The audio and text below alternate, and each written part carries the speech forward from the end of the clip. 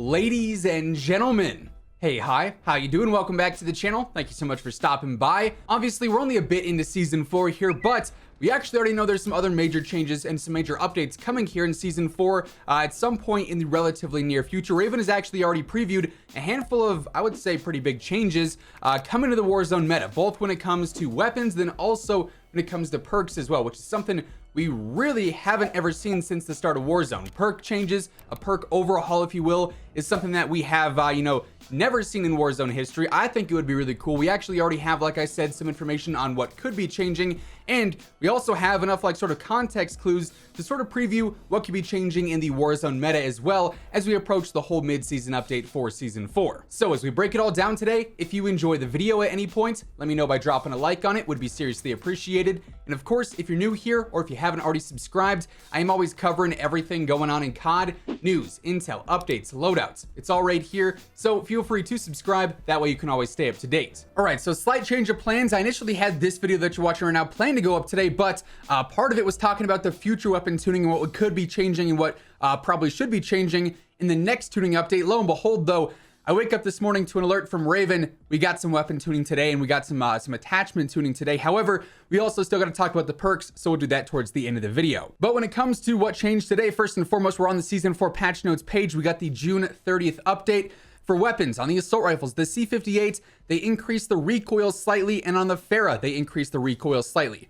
These aren't huge changes, but it's enough to, I feel like, sort of balance out the dominance that the Farah currently has over the rest of the assault rifle category. And the C58, I still think, is going to be one of the best rifles. I do actually have a video coming out later this week sort of comparing the C58 and the Farah and the AK all to like the AMAX and whatnot to see what is the best ranged rifle and whatnot. But just because there's recoil increases here, it doesn't change their efficiency over range. It just makes them slightly harder to use. But the C58 is still very, very competitive. And the Farah, I feel like really all it needed was that recoil increase to sort of balance it out. And initially in this video, before I had to scrap the preview tuning, I was talking about how the Farah really just needed that recoil nerf, and it'd probably be a lot more balanced because the damage really isn't all that fantastic. It's really not that great compared to a lot of other rifles like the C58, like the AK-47. So hopefully this balances out the Farah quite a bit. They also tuned the nail gun as they said they would. The maximum damage range was decreased by 39%, which is a pretty significant nerf, meaning this thing is really only going to be viable in close range fights. Now,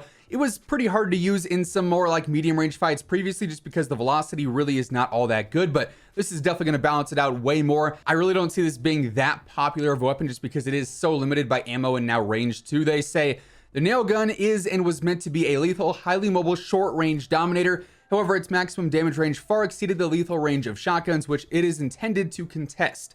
The nail gun's generous range and mobility allowed it to consistently dispatch foes at the same speed or faster than shotguns at almost twice their effective range. While the nail gun's pick rate has remained relatively low, we believe it would have been much higher were it more easily accessible. So, the nail gun, while it's harder to unlock, kind of, isn't the most popular pick, but the people who were using it were doing very well with it, so slight nerf to that there. Now, for the barrels, they adjusted the Ranger on all assault rifles except the AK-47 and the XM4. The vertical recoil control was decreased from 15% to 10%.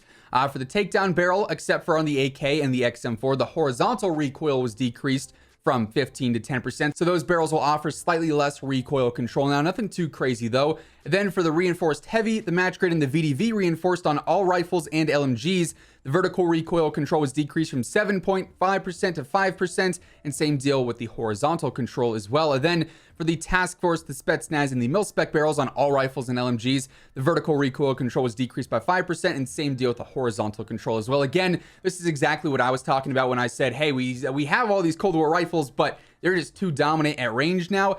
Adding this control, I feel like, is a big adjustment there. Even though it's only 5% and 2.5%, it should definitely balance out things to make Modern Warfare weapons a bit more competitive at range. And of course, specifically, they say, we are satisfied with the overall direction of adding recoil control to Cold War barrels. However, we would like the effectiveness of a weapon to grow with the wielder as they improve. We felt with the magnitude by which recoil was being reduced, there was hardly any room left to master the control of these weapons. We want weapons to reward you for learning their reload timings, recoil patterns, and bullets to kill.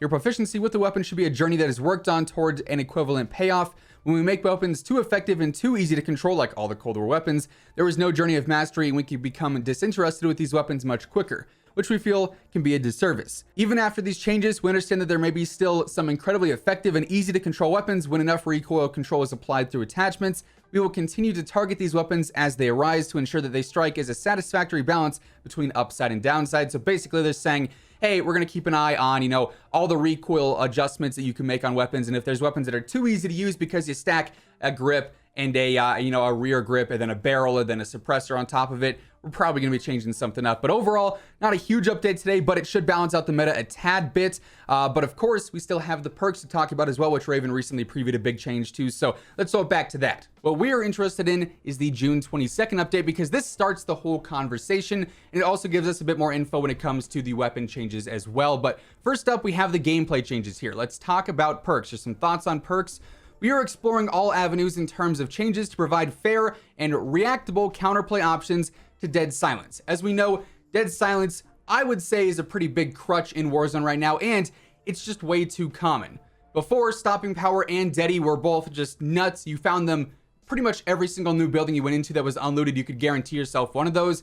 They ended up reducing the Stopping Power spawns, which I thought was great. I really don't find it being a major issue in gameplay anymore. I feel like they nerfed that pretty well. Dead Silence, on the other hand, I feel like is almost in every single fight, right? Whether I have it, a teammate has it, or the enemies have it, the ability to remove footsteps affects anyone you're fighting against, whether that enemy that you're using Dead Silence on is cowering in a corner and just camping it up hard, or if that enemy is, a high-skilled player, they're running around trying to get a flank on you. If you don't have footsteps, they're gonna be lost. They have no audio information. They have no situational advantage there unless they physically see you. So Deady, as it stands right now, is a very, very crucial and a very, gunfight altering ability and perk to have, or field upgrade to have. So they continue by saying, a decision like this must be made carefully, especially considering how it may destabilize other aspects of the game. When they say that, I feel like they just want to not mess up the flow of the game. Basically, Deady allows players to be a bit more confident when they're moving. They don't want to, interrupt that flow too much. We cannot promise anything at this moment, but as we close in on an appropriate solution, we will share more details. Sit tight. But of course, they start this whole thing by saying some thoughts on perks, meaning this is basically implying that they want to change a perk to give it some sort of counter to Dead Silence. The way that I look at things, if something does not have a counter, that makes it semi-broken. Ghost, for instance, you guys know how I feel about that. I'm not a big fan of it. It doesn't really have a counter outside of the advanced UAV, which isn't a guaranteed drop. So that, for instance, would be something that I would consider broken because it doesn't have a direct counter to it. Dead Silence also does not have a direct counter to it, minus the fact that it's limited. It only lasts for 10 seconds. If you get more kills, it can keep refreshing and it can go on for longer, but it's really only counter that it has is the fact that it's not an infinite thing. So basically what it looks like they're saying here is that we're gonna either add in a new perk, which I don't think is the more likely option, or we're going to adjust a current perk to make it so that it actually will counter Dead Silence. And we'll get to what that might be here in just a moment. So here we are now in Warzone Ranked. The first thing we want to do is go ahead and look at the loadouts. We'll come back to the weapons here because there's actually a lot to talk about here, especially because we know more weapon tuning is on its way via the whole nail gun preview. But first things first, we want to look at the perks option up here and break down what's going on here. Now, obviously, we've got an even 6 perks in every single category. 1, 2, 3 all have 6 perks, 18 in total. Math for you. And so for that reason, I don't see them adding in a new perk to counter Dead Silence, right? That just create an imbalance where perk 1 could have 7 perks, perk 2 would have 6, perk 3 would have 6, or, perk 2 has 7, the other 2 have 6. I don't see them adding in a bunch of new perks. That just doesn't make a ton of sense to me. I think the much easier route is to take one of these perks that we already have and add on the ability to counter Dead Silence with it, or to raise the volume of all footsteps, or maybe in specific the Dead Silence footsteps, something along those lines, right? And looking at these, I think the best place for that to sit is in perk 2, because this is where the largest imbalance sits. You have Ghost and Overkill, which completely dominate. Overkill, much less than Ghost, because you can grab Overkill in that first loadout and then immediately switch to Ghost in that second loadout, and you're good to go for the rest of the game, right? You only need to grab Overkill once, whereas you might want Ghost more than once. If you get a loadout, you die, you come back, you get another loadout. You might go for Ghost twice. Or perhaps you, especially with the ground loot here in Season 4, it's really, really good.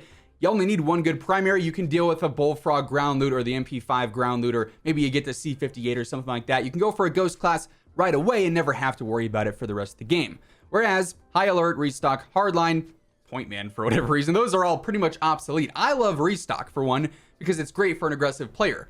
High Alert, especially ever since Specialist was introduced, I feel like has really sort of shown players how beneficial it could be. And for that reason, I feel like High Alert would be the best and most appropriate perk to add on that counter to Dead Silence. I mean, the perk itself is called High Alert. You're alert. If somebody's running around you, dead silence or not, you should be alert to their footsteps, right? Like, in all ways, I feel like that makes the most sense. Currently, it shows you when players are looking at you. Add on the fact that it could potentially increase all footstep audio, or maybe, like I said, in specific, just the dead silence footstep audio, so it's not completely silent.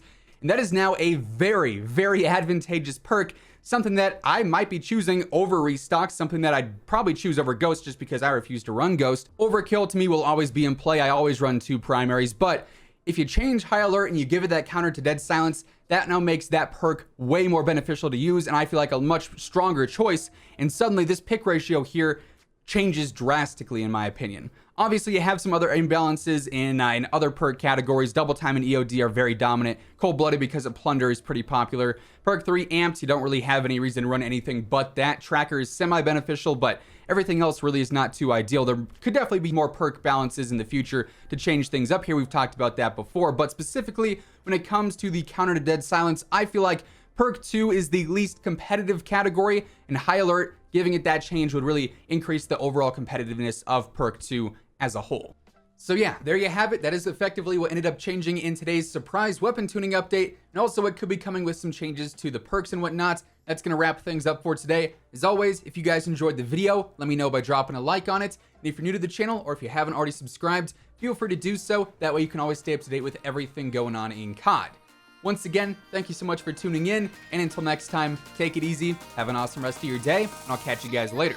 Peace out.